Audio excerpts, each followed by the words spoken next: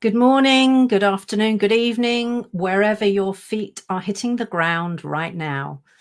Welcome to the first of our Intent to Flourish audio events here on LinkedIn.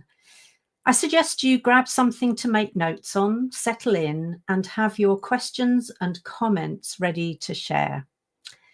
Now, the not just lip service is the spoken element of our Intent to Flourish collaboration, the partnership between myself and Sebastian One, who I'll introduce you to in a moment. It's something that we're incredibly excited about and committed to because we are all cage rattling. We're being positive disruptors and rebels, and we're about taking action rather than just talking about stuff. Hence the name, Not Just Lip Service. So this is the first episode and it's called Inclusivity, Not Just a Tick Box Exercise. This is a topic that's close to our hearts, as both Sebastian and I, and you'll probably hear from our guests in a moment, we've been subjected to bias in many shapes and forms over many years. But the purpose of this particular event is not to lecture, it's not to blame, not to point fingers even. It's to inspire action.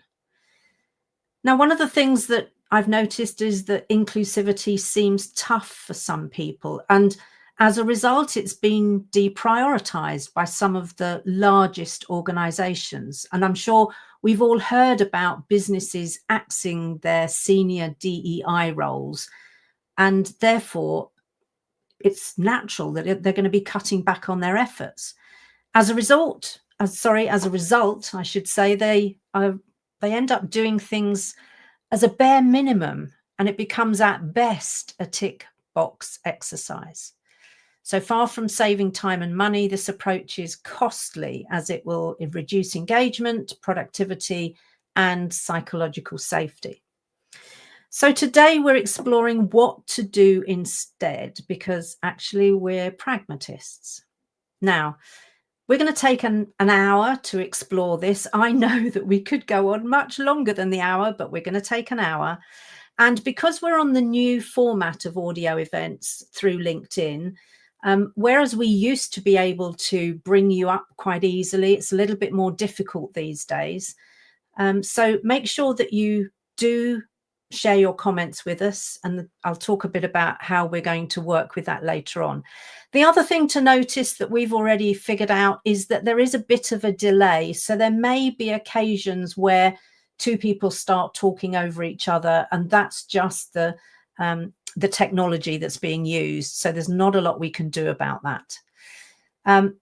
Make sure that you do sort of share your questions, and the team, because we've got a team behind the scenes managing things for us, who are going to alert us to the questions. And as you can see now, they're just putting those, they put a question up now, which is where you're tuning in from. And as your questions and comments come in, the team who are managing things behind the scene will put those questions and comments up for us to see. So, I've been talking for a while, but who the heck am I? Well, you can see which one of us is talking by judging by the vibrating or pulsating circle around my picture. But I'm Joanna Rawbone, a cage rattler, bias shifter, introvert advocate. And the fact that I have a master's degree in change agent skills and strategies might tell you how important it is for me to both initiate and support people through change. And this topic is very dear to me. I've already mentioned the cutbacks, and sadly, it's not because the work has been done in the organization, it's because it's been deprioritized. And I, for one, am not okay with that. Now, you've heard me mention his name already, but I'd like to invite Sebastian to introduce our two guests, because we've invited them because we know they're as fired up as we are, and we're honored to have them join us. So Sebastian, over to you. Thank you, Joanna. Or as I would love to say, Joality, because you are the royalty. Sorry, Joality, I should say, royalty of introverts. So, and of course, I'm fumbling.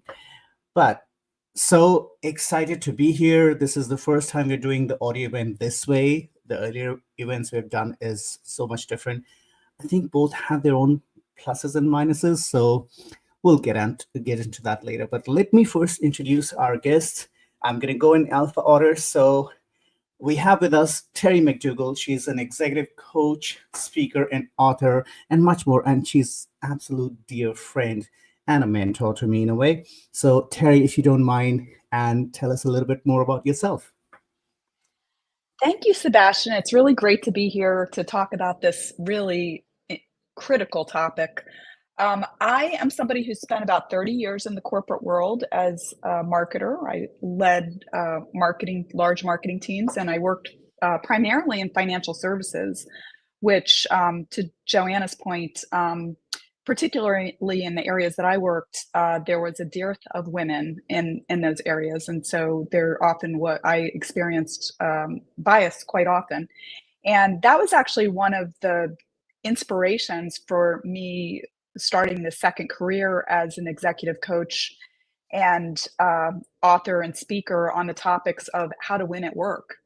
Um, there are so many people out there who are not being heard, who are not understanding what they need to do to sort of unlock their full potential. And unfortunately, for some of us, there's not as much help in that arena. So that's really what has inspired me to take on this work. And I actually do have a certificate from Rice University in DE&I. So I'm thrilled to be here. Thank you for having me.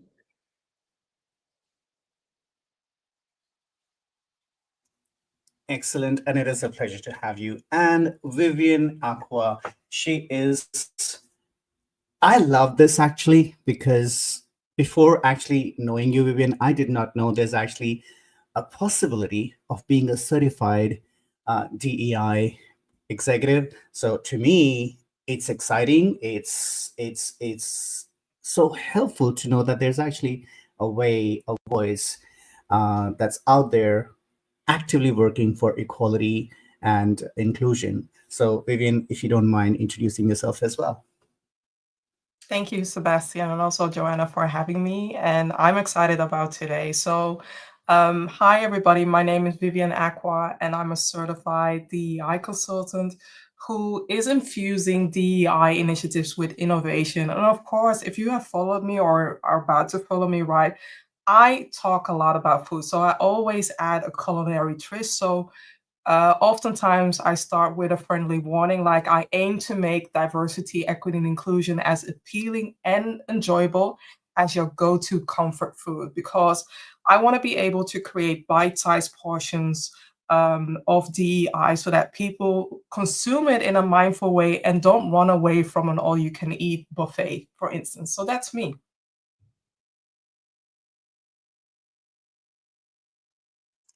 Beautiful. And just to tell you guys a little bit about myself, I do label myself as intention strategist and almost naked CEO. And trust me, it's not about clothing. Maybe it is, but it's more about living and creating businesses and entrepreneurs who operate on transparency, being as transparent and as open with their clients, with their teams as possible, which to me is an important step towards inclusion, because when you have nothing to hide, you work with people on equal footing. I believe in my organization, I'm just one of the first amongst equals. There are no bosses and there are no subordinates. We all have equal voice and equal opportunities and equal standing in the organization. And that's what my whole brand is about. Now, let's actually begin with why not just lip service matters to me. I have, well, I don't know if you guys can see from the picture, but I am of Asian origin, and moving to Australia, my first thing was always hearing about racism, hearing about discrimination, and I also happen to be gay, so I wasn't sure how that's going to work out. But having heard that, okay, Western countries are open to all of that and it's a better world, let me put it this way. My experience has been mostly great, but there have been instances and situations where I actually realized, oh, am I just being discriminated against because of my color or the way I sound or my orientation? And so it turns out that was the case. But we'll get into that later. First of all, let's talk about the problem. The leaders of today are making DEI a tick box exercise. Why I say so? While you must be hearing about DEI left, right, and center from last few years, while initially I have seen so much excitement, so much the leadership embracing the equity, inclusion, and diversity, but in the last couple of years, at least, I personally noticed that it has become nothing but a compliance form where you just tick, tick, tick, and go, okay, we've got one brown guy, we've got a lesbian, we've got a old lady, we've got a disabled person. I know that sounds really bad the way I say it, but that's exactly how they're ticking the boxes. They're not looking at human beings. They're not looking at equality. They're not looking at equal opportunity. They're looking at how I tick the box. Does this make my organization DEI compliant? Does it give me the opportunity to say, oh, look, we are an equal opportunity employer? And that is what is happening. That is the problem. So first of all, Vivian, I'm going to throw this at you. How or what do you think, where does DEI stand today, especially in the last 3-4 years with, and I hate to say this, but with a couple of so-called billionaire leaders of the industries talking about or making comments that are not necessarily very DEI friendly? Mm-hmm. I mean, my perspective, and I'm going to share the perspective of different lenses. The lens that you are talking about is very US centric, where in the US, a lot of people are challenging companies that are amplifying DEI, and some companies are walking away from that because they don't want to face or deal with those challenges. And some companies are putting their foot down and saying that we are going to support people no matter what, and we are going to boost DEI no matter what. And then you have Europe, right, where a lot of my clients are residing, where in Europe you have different countries like the UK have recent laws or the laws of the recent years that are boosting DEI, that are demanding DEI figures. And then you have the European Union that is also asking a lot of or demanding from many companies that are registered on the stock that have a stock share, that have to oblige with the pay transparency, that have to oblige when it comes to gender equity, when it comes to the board members, right? So there are different stakeholders, different lenses that it's important to look at. So it's not only that a lot of companies are walking away, but we really have to look into which companies are rebranding DEI or naming it inclusion or doing underwater. They're still doing the DEI work, but at the forefront, they are changing the narrative. And then you have companies like Walmart that is openly saying that they are going to walk away from DEI initiatives, and from 2025, they are not activating that anymore. So there are different lenses to look into. And I, in a way, I'm hopeful. And it's weird maybe to say that, because sometimes we need to see the bad stuff to be able to understand, okay, DEI is not only about amplifying cultural diversity. DEI is amplifying those who are neurodivergent. It's about amplifying those who are gender, where the different genders are facing different barriers as well. DEI is about those who are dealing with a disability, hidden disability or visible disability, right? So amplifying the different people from different communities, underrepresented communities, so that they have a voice as well. Thank you. And I'm so glad that you actually shared the different perspective on, how regionally things are working differently, which is where, Terry, I've got to ask you, seeing the whole scenery is changing in America right now. Everything is, oh my God, come 20th January, I don't know what to even say. Where do you think DEI stands in America right now, and how do you see the whole, the whole change in scenario? Gosh, where to even start with this? I think that there's two different camps in America right now. I think that there are people that believe that, come at this from a scarcity mindset, that there's only so much to go around. And then there are some that realize that, hey, if we're able to tap into the talents of more people and the perspectives of more people, that we can actually grow the pie. And that's really coming at it from a position of abundance. And I think what we've seen in recent years, and probably what's led to what's going on politically, is certain people feeling like there's not enough to go around. A lot of the affirmative action initiatives have been left behind at university. I mean, I think that was struck down by the Supreme Court here. And, so the leveling of the playing field and helping to create a path for people that maybe in the past have not had the opportunities of the majority to have a place at the table. A lot of that's going away. And I think that it does come from some people feeling like if we allow people to come to the table and if we give them a leg up to be heard and to be seen and to have opportunities, that it's taking away opportunities from people who have been used to being at the front of the line. So I really think that that's kind of what's going on here. And I also think that that when you're putting, I really do believe that if organizations will invest in inclusion, that they're going to make better decisions. They're going to have more perspectives. They're going to broaden their appeal to more customers, etc. But it takes some work.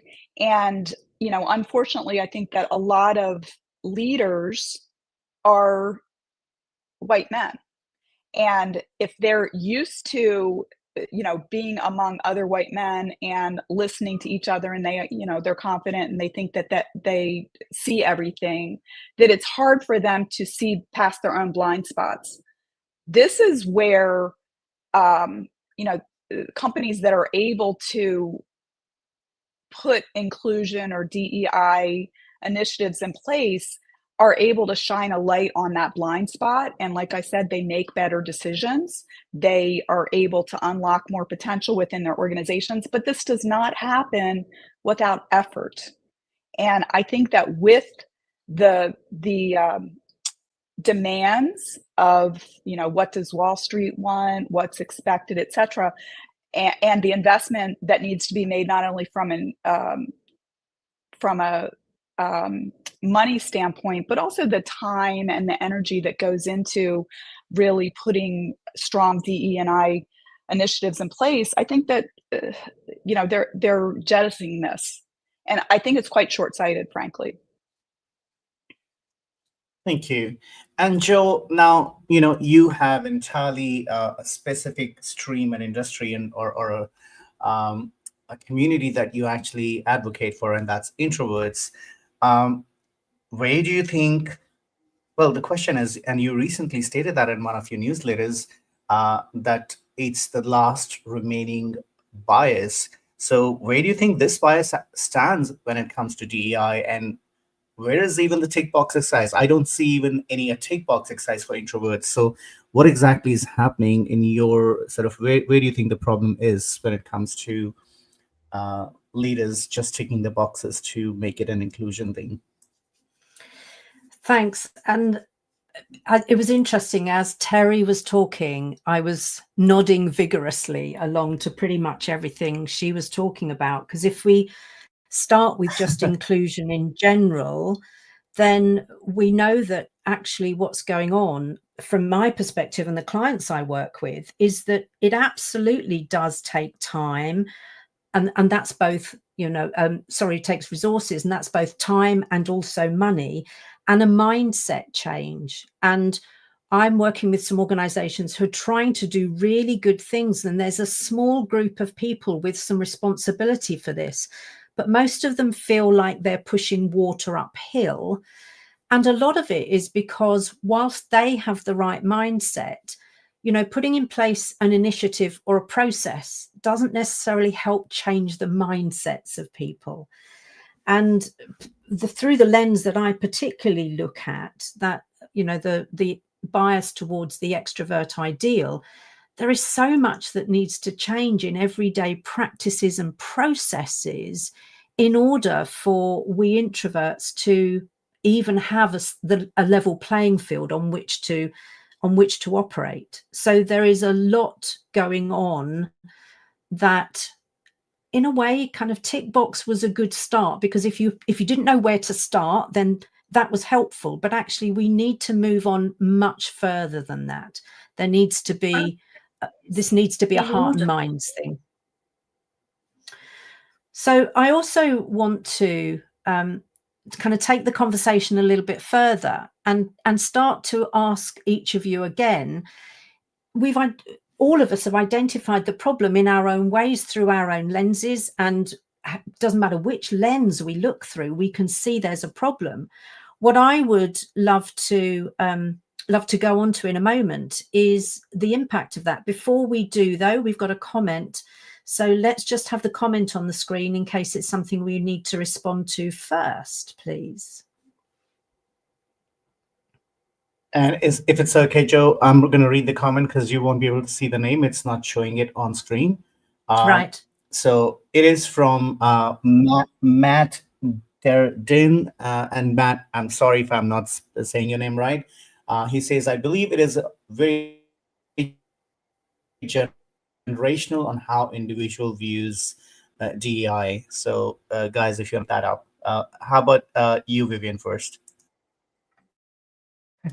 Why do I have to go first?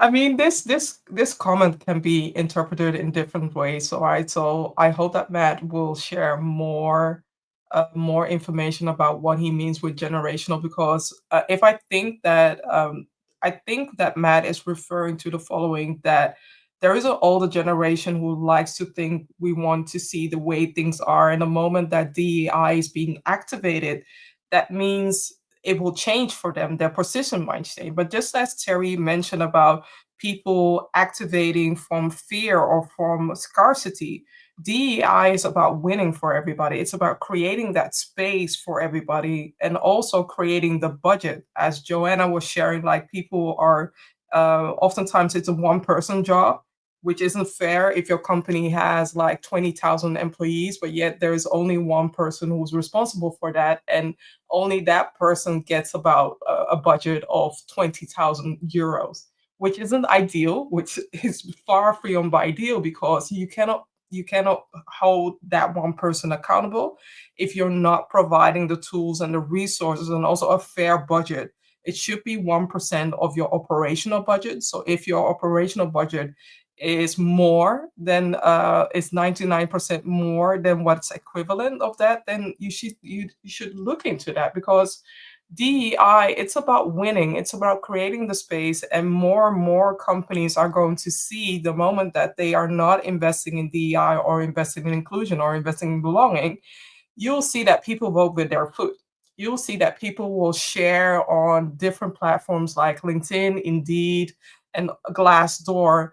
They will share, or even on TikTok, they will share their work experiences. And that's the last thing that you want, right? Because I was recently listening to Amy Edmondson talking about what happened to one of the airplane creators. Now I'm losing their name, Boeing. And all these incidents that happened with Boeing, it started with not having the psychological safe space to speak up about the damages or about failures within the airplanes. And then a few airplanes were malfunctioning, all because people were not in a space of psychological safety. What if your company would invest in those topics? What if your company would invest in inclusion and creating the space that people can have courageous conversation so that we prevent malfunction, that we prevent errors, and that your company can exceed in their team goals, their company goals, and so on, and become top of mind. That's really helpful, Vivian, and it's beautifully taken us into that next part that I want to explore. So Terry, I haven't forgotten about you. I will come back to you to maybe get your thoughts on whether it's a generational thing or not.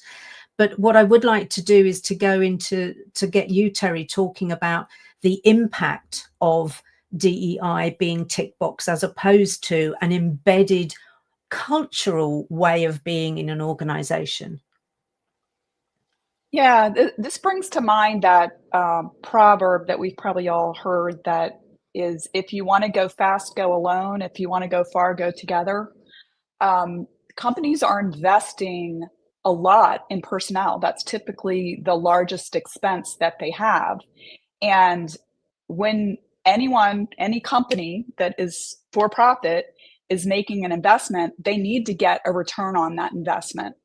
And if some of your personnel do not feel like there is the psychological safety to speak up and to share their ideas, you're going to find that risks are not mitigated, that money is not saved, that new ideas that are going to increase revenue are not brought forward.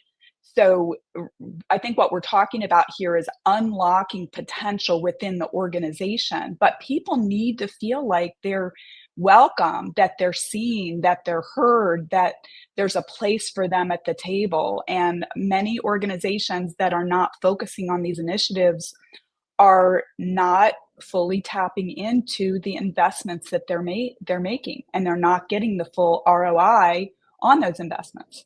So that's my business case for really being serious about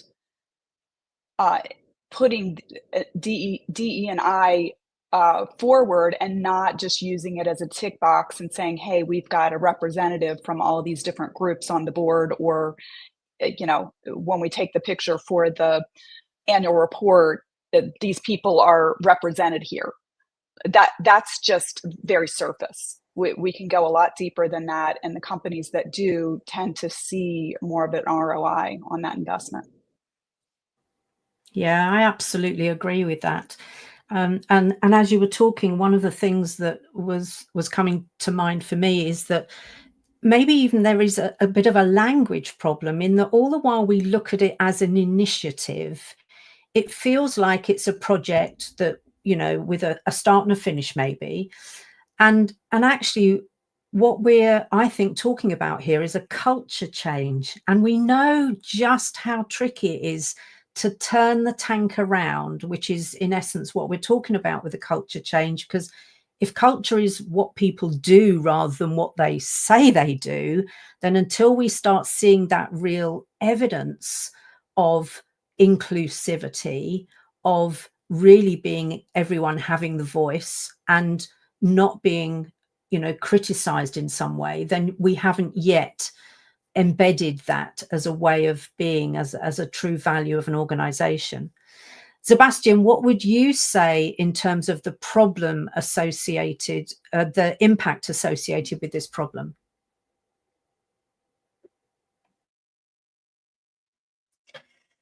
Well, look, for me personally, it is the biggest thing. Well, there's two things: the leadership itself and the impact that it has on the workforce. When it comes to leadership, there's a lot of, we are still living in a world where still it is patriarchal mindset, where it is still about show off of masculinity and who is the stronger leader. And that necessarily means how much can I control, whether it's the narrative or the employees. I strongly believe the social construct of this patriarchal mindset drives the leadership, choosing leaders like themselves who will make decisions, as Terry was pointing out, kind of the echo chambers of white privileged men. And I hate to say that, but that's mostly what we see in leadership. And even in the cultures like mine, where it's not the white men, it is wealthy, rich men, upper caste men, which is a concept in my culture. So I think that is a big problem that is still leading, or that is still, these are still the people making the DEI decisions mostly, if not entirely. And for me, that's what is one problem. And for workforce, that problem is not feeling safe enough to speak up, not feeling there's repercussions when you speak up and you say, talk about equality, when you talk about equal opportunities, when you talk about discrimination or any other sort of situation where it's about including people and not leaving anybody behind. But because of that lack of security, and we still live in a culture where you can be fired in a second. And I hate using that statement. And I think until the leadership itself, the boards, the leadership mindset become more inclusive, become more about um, including women, including LGBT, including different racial backgrounds, including disabled people, including I guess neurodivergent people, and so many more. I can't even, and I still believe I'm very ignorant about so many things about DEI, and I'm always learning. And I think that's all we need. The leaders wanting to learn, okay, what can I do more? Where am I lacking in inclusion? And that isn't happening. And as I said earlier, in last couple of years, we're actually seeing so-called business leaders making statements that are very, very, I don't know, ridiculous is not even the word. It's literally appalling. I think until that changes and until the shift happens from the top, I am, to be honest, not very hopeful in general scenario or sense. But I do want things to change. And all I can do from myself is to sort of do my part in it. So uh, I guess, which is where I go into the question: what is the primary hurdle?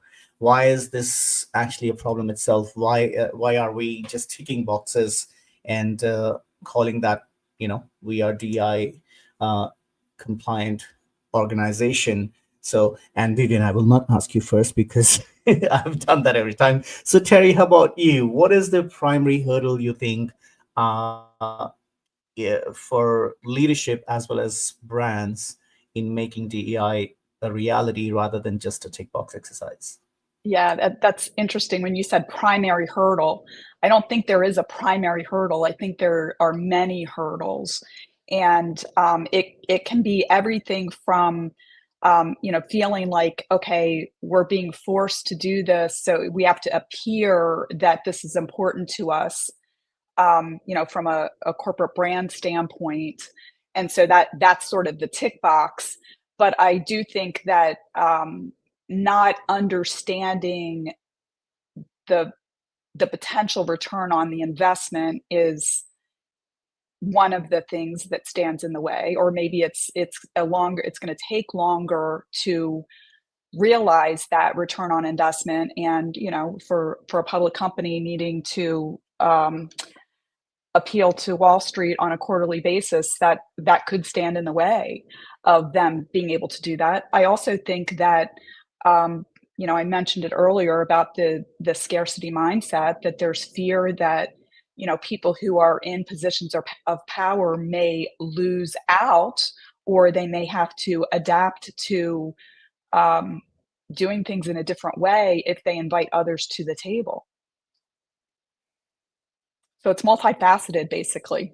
And that's probably the primary hurdle, that it's not an easy, silver bullet type solution to this problem. Absolutely. And Vivian, what do you think?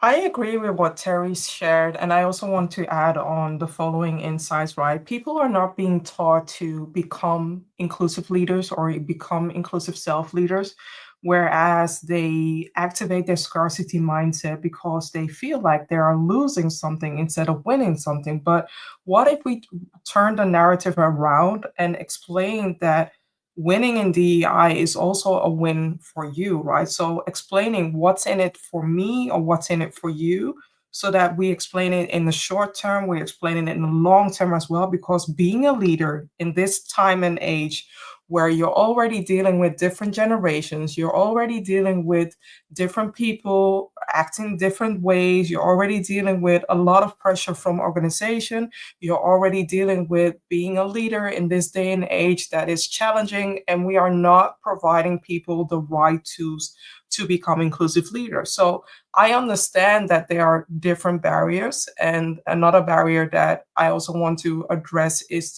this whole barrier of meritocracy or merit, right?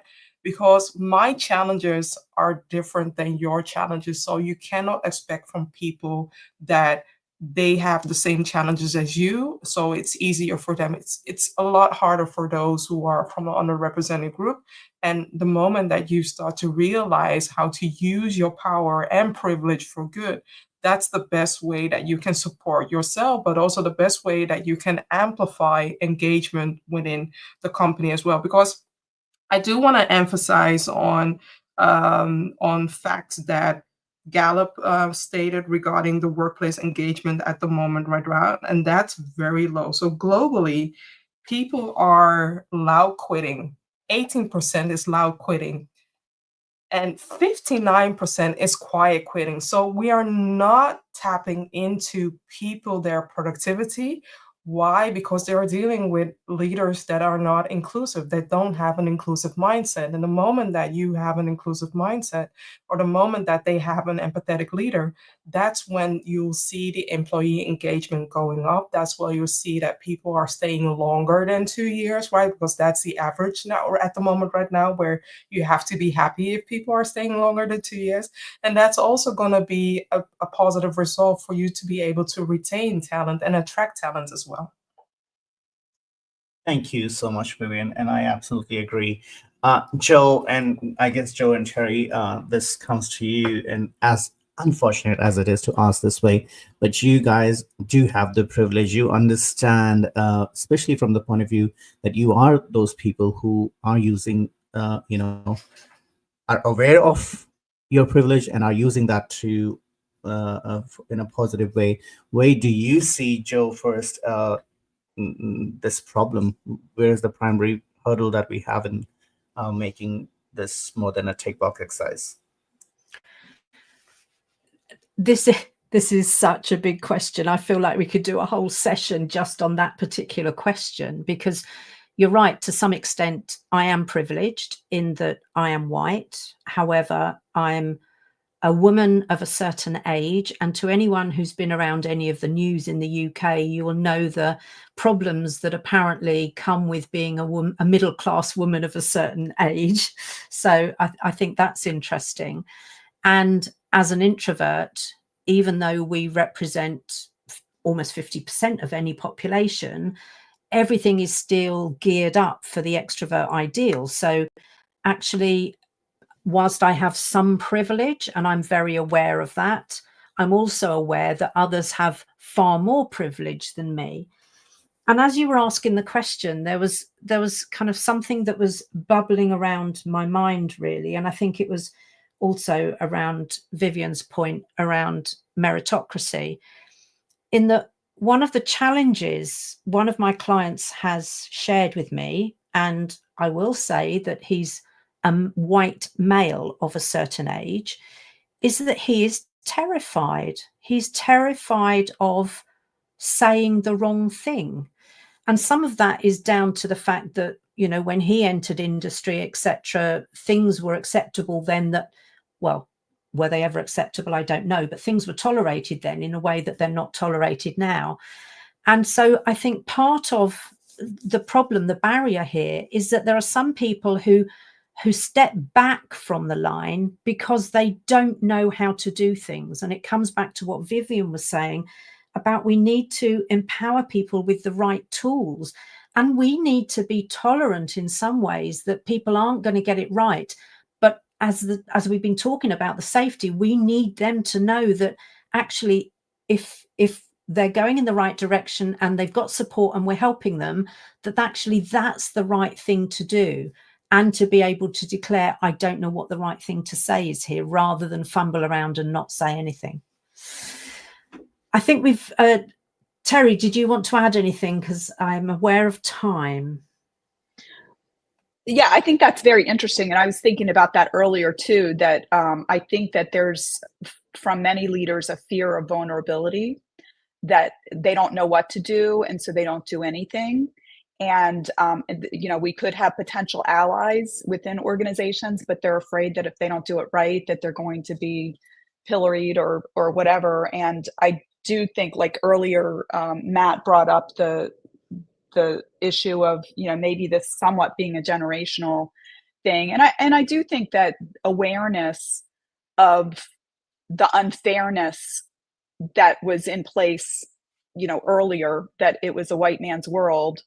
And now, people that are coming up now understand that, that we need to be more inclusive. And, I've got kids in their 20s, and they've really opened my eyes to many things. And I feel like I'm very open-minded, but just the way that they see things is different because they're brought up in a different world.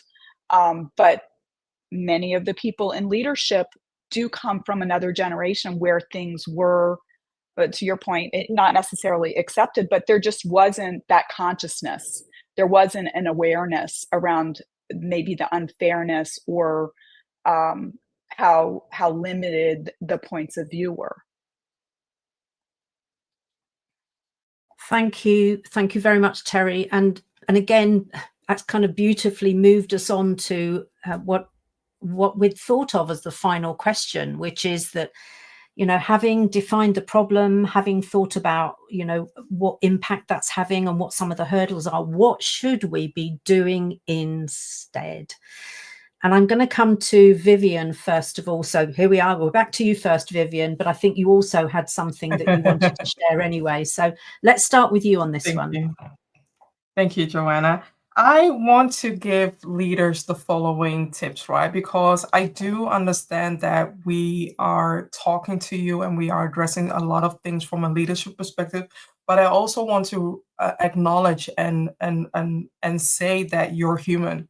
And we need to treat you as human as well, that you don't know it all. And therefore, it's very important to find support in somebody who can provide DEI coaching, preferably somebody who doesn't look like you, so that they can give a different narrative and support you and uphold the mirror so that you feel supported. Because earlier right now, Joanne, you mentioned that many leaders, and I keep hearing that, well, many leaders fear for saying the wrong thing, doing the wrong thing, and acting the wrong way. But this is the thing, that you're human. You are definitely going to make a mistake. And I want you to be able to activate your growth mindset. If you don't know what it is, look up Carol Dweck's TED Talk about the growth mindset and the fixed mindset. It's about learning from your mistake and seeing that as a valuable lesson. And number two, try to mitigate your unconscious biases. We have all learned things in a certain way through our work, through our upbringing, through our education. And I am inviting you to challenge those things and unlearn those unconscious biases that are hurting you as a person, but also hurting you to be able to lead, and are hurting your team members as well.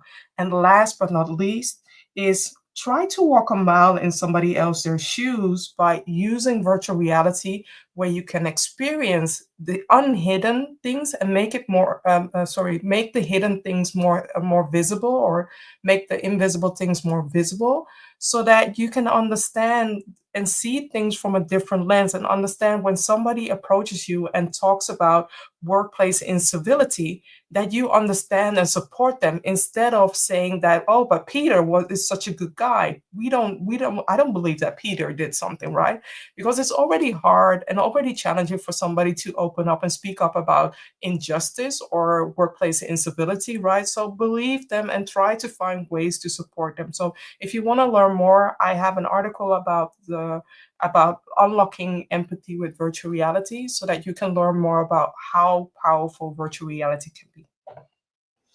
That's brilliant, Vivian. And we're going to make sure that we give you the opportunity to talk about that, because I know you have a particular perspective on that, which I love. So we're definitely going to give you the opportunity to do that. So how about you then, Terry? What would you share in terms of your top tips, etc., so that we do move beyond any of this being just lip service? I think that one thing that can be done is that when you're in a meeting, and I've been in many meetings in the corporate environment where there are some people that speak up very quickly, and we always hear them, we know what's on their mind, and we may assume that the people that are not speaking up don't have any thoughts or they're in agreement. And if you are in a position to facilitate this, or even if you're just a member there and you're noticing that some people are not speaking up, to be specific about saying, Joanna, I noticed that you haven't said anything. Do you have any thoughts? Or perhaps even if you know that some members at the meeting are introverted, maybe ask them to speak up first before the more extroverted people speak up. I think that's a real way to hold space and to welcome more diverse points of view, which is going to make for a richer conversation. Because I think a lot of times people do assume that if someone is not speaking up, that they're in agreement or they don't have anything to say. I think that approaching situations with curiosity is very important. That if you're getting feedback, not to make snap judgments about that. Like, for example, if, oh, that person would never do that, I don't believe that. To get curious, ask more questions. And also to recognize that your experience is not going to be the same experience that somebody else has. And it could be because, maybe someone treats men differently than they treat women, or they treat straight people different than they treat gay people, or whatever. Get curious about that and recognize that your perspective may not be the experience that somebody else has.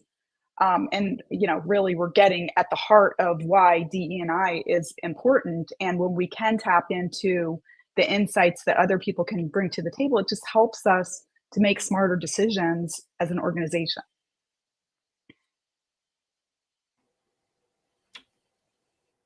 That's brilliant. Thank you.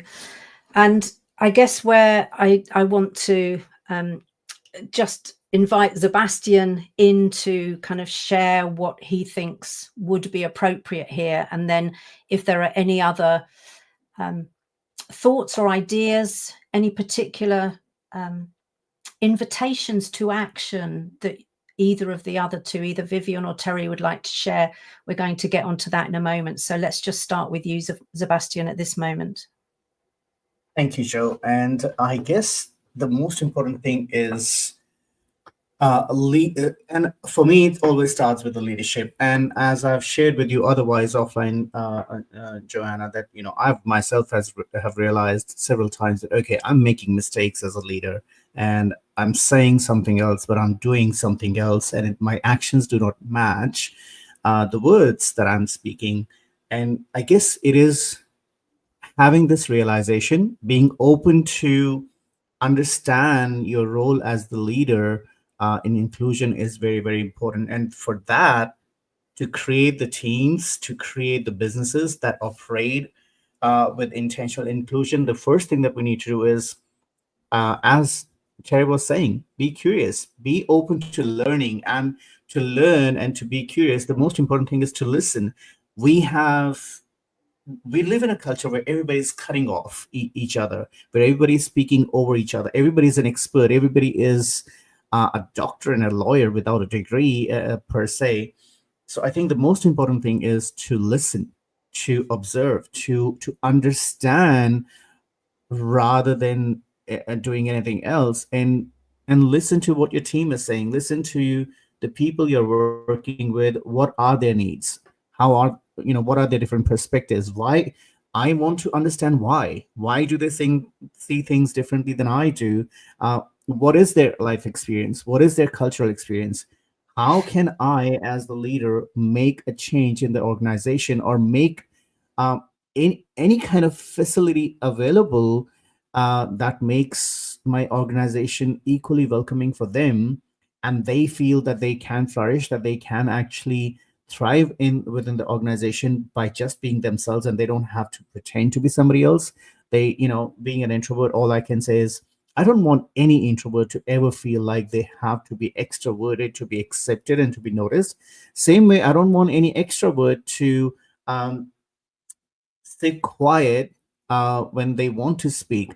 But we need to find the balance. We need to listen to people. We need to, um, I guess the most important thing about listening is when you listen, you understand. When you understand, you know how can people collaborate. You know how you can collaborate with your teams.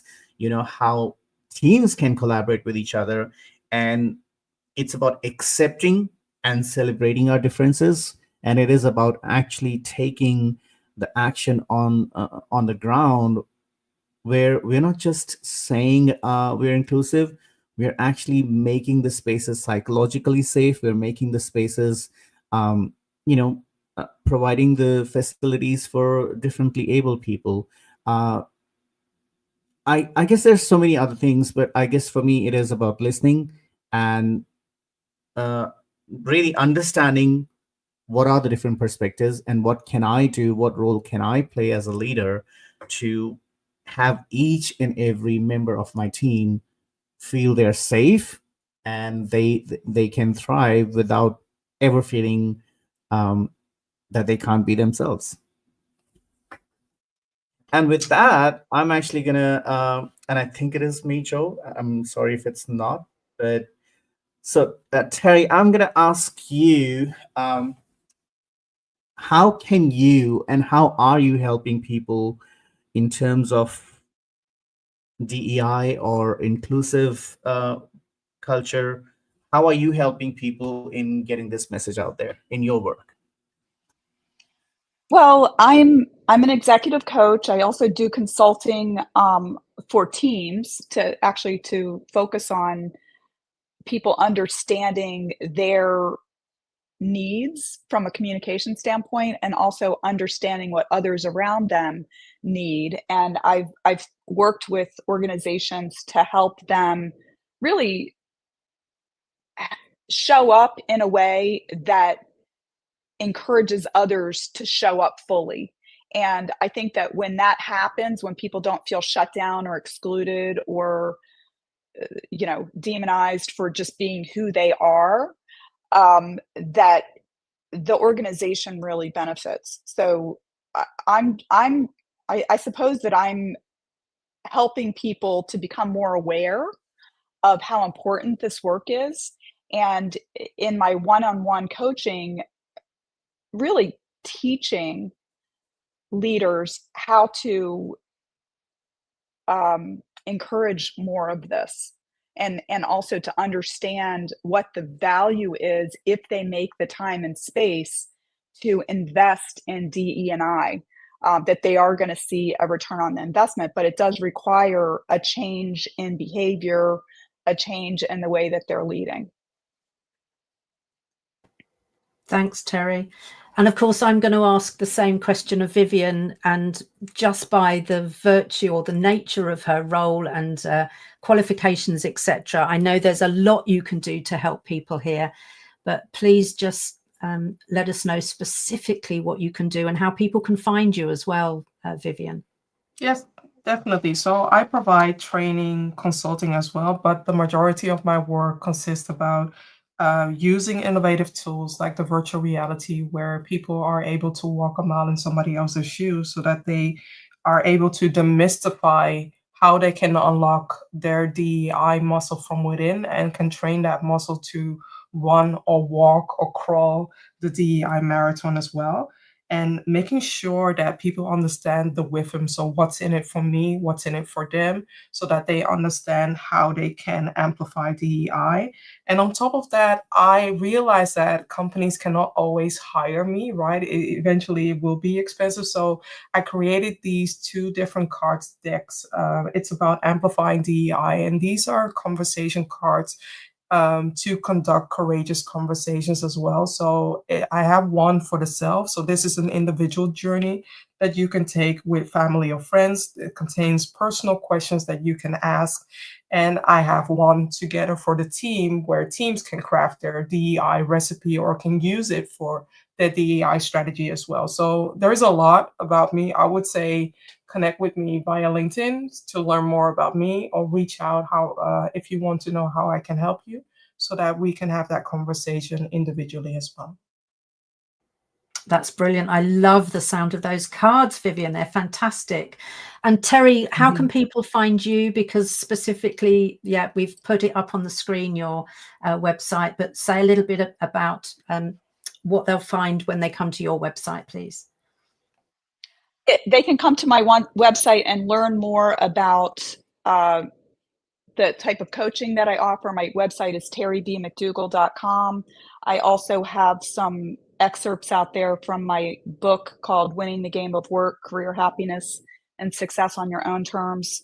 I would also be very happy to connect with anyone on LinkedIn. I'm pretty active on LinkedIn. So, yeah. That's brilliant. Thank you. Sebastian, specifically, what do you do to help people make sure that DEI is not just a tick box exercise?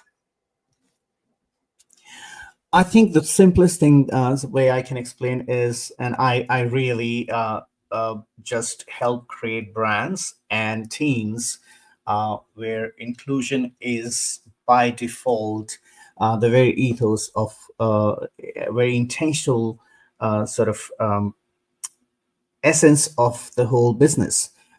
Looking at making every website, making every branding content out there inclusive for neurodivergent people, for people with disabilities, and also keeping in mind different cultures and societies and communities and including everybody. So for me, it is all about keeping everything inclusive intentionally, and once again, training people on how to collaborate by listening, by paying attention to each other's needs, rather than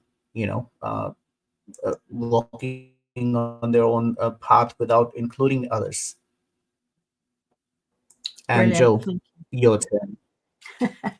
Thank you. Well, clearly I have a particular lens that I look through, I should say, around inclusivity, and it is that of shifting the extroversion bias, because society, education, the workplace is geared up more towards the extrovert ideal, which is incredibly frustrating and can hold back the potential. We've heard a few times today about how it's important that what we're doing is unlocking people's potential so that we're preventing some of that quiet quitting. So if you go to my website, which is currently kind of scrolling across there now, flourishingintroverts.com, you'll find all sorts of resources around my podcast, my TEDx talk, newsletters, the show that I do once a month called Dropping Pebbles in the Pond. And I also train and consult with organizations. So there's a lot you can find there. Looking at the time, it's time that actually what I did was tried to pull some of this together into a summary, because there's been so much richness in this conversation. And, where we started was thinking about actually and hearing about from Vivian about how, there are differences in the UK, Europe and US around how we're negotiating this, and whether some organizations are rebranding it, changing the narrative, and others are kind of keeping on with the DEI or DEIB way of doing things. And there are two different camps that we heard about, the scarcity, there's only so much to go around, But actually, if we come at it from an abundance mindset where we know there is enough and it's about enabling everyone to be their best and do their best, then that's what we're really looking at. And of course, that takes time, both or takes resource, both time, money, mindset changes, etc.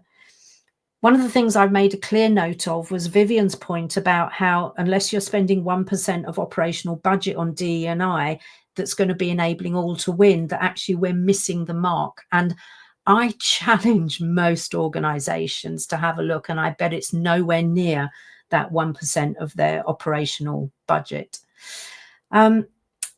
We then looked at some of the hurdles and things. And again, we heard how important it is for us to start with self-leadership and to be upskilling ourselves, but also remembering that we are human and we're not going to get it right every time. So to approach this with a growth mindset, where what we're going to be able to do is maybe even have some situational humility and say, I know I didn't do that right, or I don't know how to do this. Help me do this right.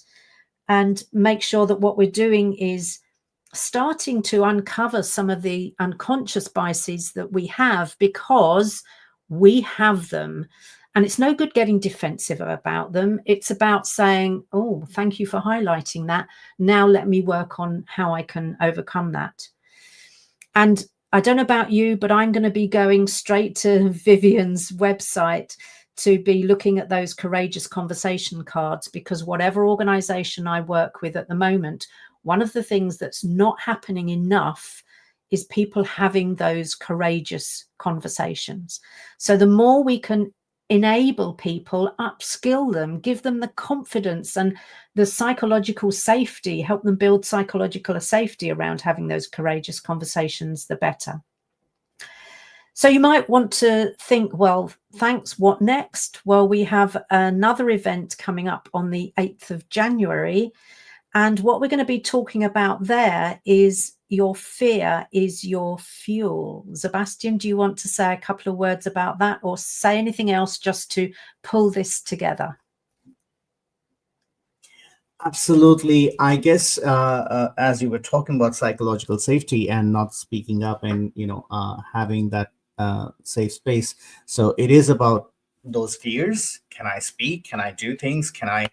There's a lot of fears that come from the places we're working in, the people we're working with, but a ton of that fear comes from within. And that's what we're going to talk about on 8 January. How can you use your own fear as your fuel and actually make it your strength rather than your weakness? So I guess that's where I'm going to kind of conclude. And just wanted to thank the Linked Voices for helping us organize this, and Romaniac TV for all the behind-the-scenes work.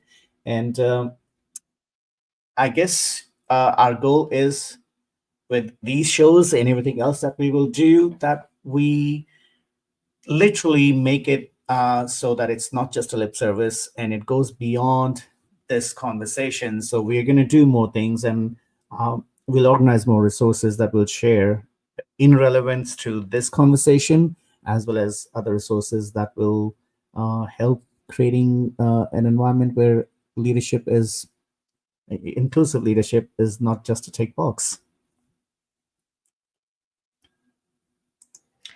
Sure. Thank you, everyone. Thank you to the guests. And I've appreciated you being here. One of the things that would be really great, because this is about action and not just talking about it, if you were here live, it would be great in the comments if you could put maybe one thing that's really landed with you during this session and one thing you're going to do as a result of it.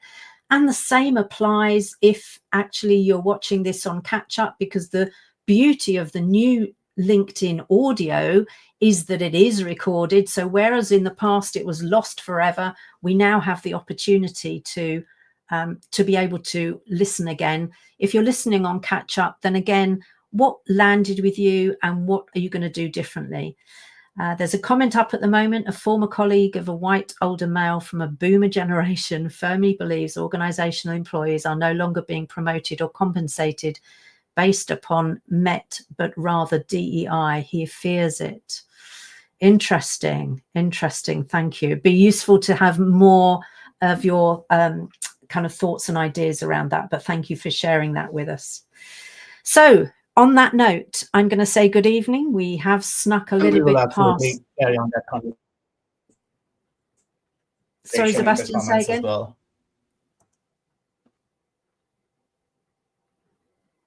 Yeah, okay. So sorry, my mute got stuck. Go ahead. I was just saying that we'll carry on that conversation on the comments as well. Yeah, perfect. Thank you very much. Terry, Vivian, thank you very much for your time. And I know people will be looking for you, contacting you, and looking for your resources afterwards. So very much appreciate your time. Is there anything you'd like to say just as a last couple of words? Vivian first, anything you'd like to add? I would like to add, I will make sure to mention a comment with discount code for the cards. I have a 10% discount code and I enjoyed this conversation. So thank you. Oh, you're most welcome, Vivian. And Terry, last couple of words from you. Well, thank you for having me. And I guess my last couple words would be, you know, overcome your fear or your hesitancy about embracing DE&I, because an investment in this is going to yield a return on the investment. Brilliant. Thank you. Thank you, Sebastian. Thank you, everyone. Thank you, team, for holding us together behind the scenes. And we look forward to seeing you next time. Good night.